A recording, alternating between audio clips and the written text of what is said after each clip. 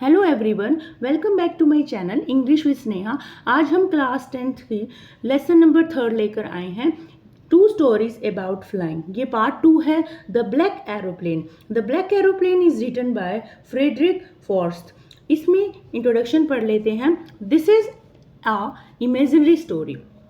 यह एक काल्पनिक स्टोरी है, कहानी है। The writer was flying his Dakota aeroplane. जो लेखक है, राइटर वॉज फ्लाइंग, वो अपना डेकोटा हवाई जहाज उड़ा रहा था। Suddenly he was caught in a big cloud. Suddenly होता है अचानक। ही वॉज कॉट मीन्स वो पकड़ा गया, उसको घेर लिया। इन अ बिग क्लाउड, बादलों के बीच में फंस गया था। हिज कैंपास, कैंपास होता है एक इंस्ट्रूमेंट है जो हमें डायरेक्शन को बताता है। Radio and other instrument fail. जो जहाज के अंदर, एरोप्लेन में सारे होते हैं जो इंस्ट्रूमेंट हैं, वो सब फेल्ड हो गए थे। There was no much fuel in the plane. और प्लेन में, जहाज के अंदर ईंधन भी नहीं था। सडनली ही सा अ ब्लैक एरोप्लेन नियर हिम। अचानक उसने एक ब्लैक एरोप्लेन, काले रंग के जहाज को देखा। The pilot of the black aeroplane guided the writer. जो लेखक है वो उसको, जो पायलट था ब्लैक एरोप्लेन का, वो उसे गाइड कर रहा था कि कैसे तुम्हें इसमें डिफिकल्ट सिचुएशन में से निकलना है। He was able to land his plane safely.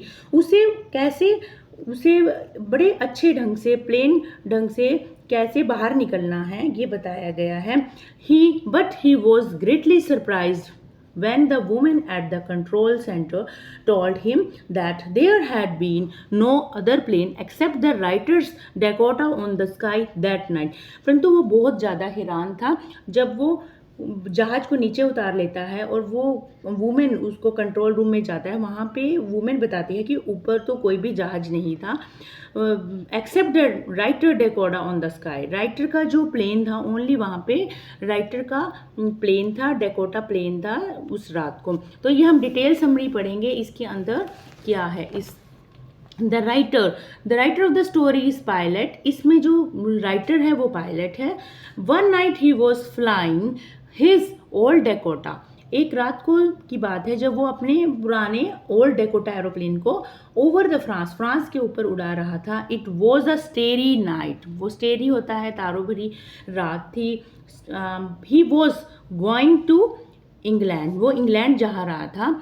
He hope to spend his holiday with his family. उसे आशा थी कि वो अपनी फैमिली के साथ अपने अच्छे दिन बिताएगा। It was an easy journal and he was in a joyful mood. वो बहुत खुश था कि उसकी बहुत ईजी, आसान यात्रा होगी। He looked at his watch.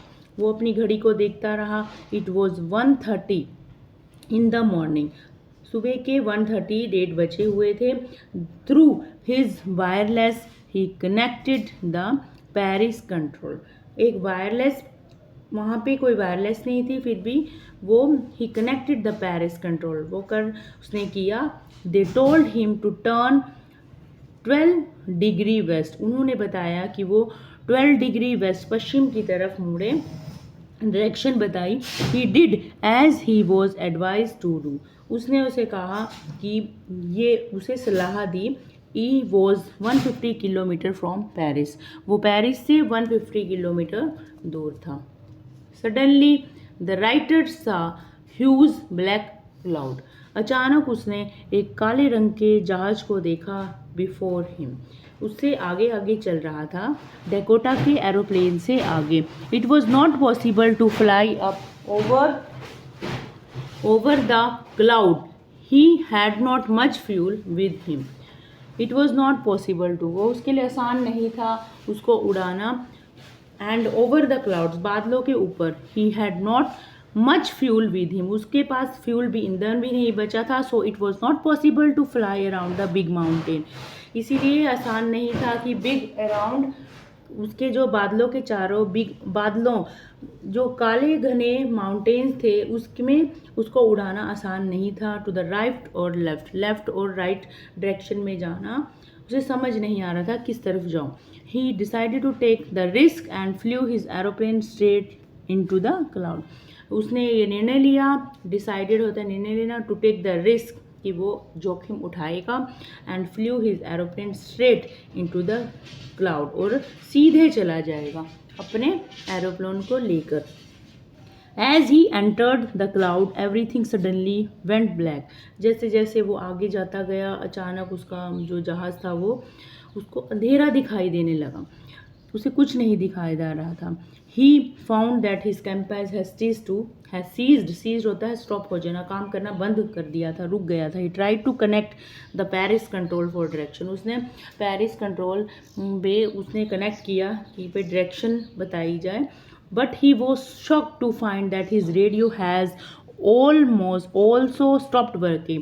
परंतु वो बहुत हैरान था, but he was shocked to find his radio has also stopped working, कि उसकी जो रेडियो भी थी वो भी काम करना बंद कर दिया था उसने। सडनली द राइटर सा ब्लैक एरोप्लेन नियर हिम, उसने देखा कि एक जो काले रंग का एरोप्लेन उसके पास आ गया है।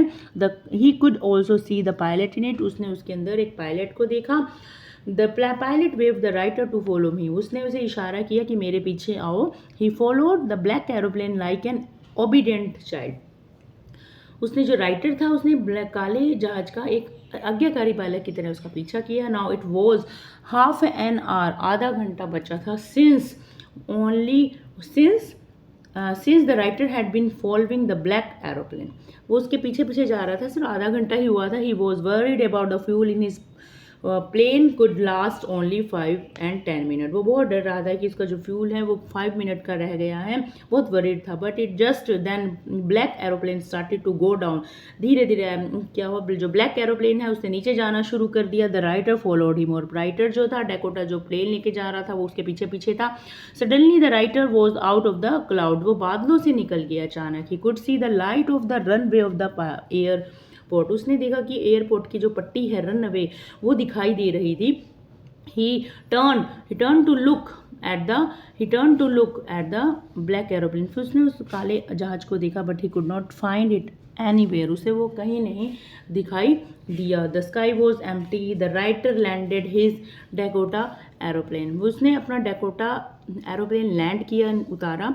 ही went to the control centre, फिर वो कंट्रोल सेंटर गया और उसने वीमेन से पूछा, and ask a woman there who was that other plane, वो पायलट वाज, क्या वहाँ कोई और पायलट था, प्लेन था। Other women looked at the writer strangely, बड़ी हैरानी से उसने उसकी तरफ देखा। And then she laughed and said no other planes were flying in such a stormy night, इस तूफान भरी रात में कोई भी तुम्हारे प्लेन के सिवाय कोई भी प्लेन नहीं था। She told him and his plane was the only, उसने बताया कि केवल उसी का प्लेन था that she could see on the radar होता है, वो केवल उसी को एरोप्लेन को देख रही थी। तो आप बताइए आपको मेरी वीडियो कैसी लगी। If you like my video please subscribe share, till then okay bye bye.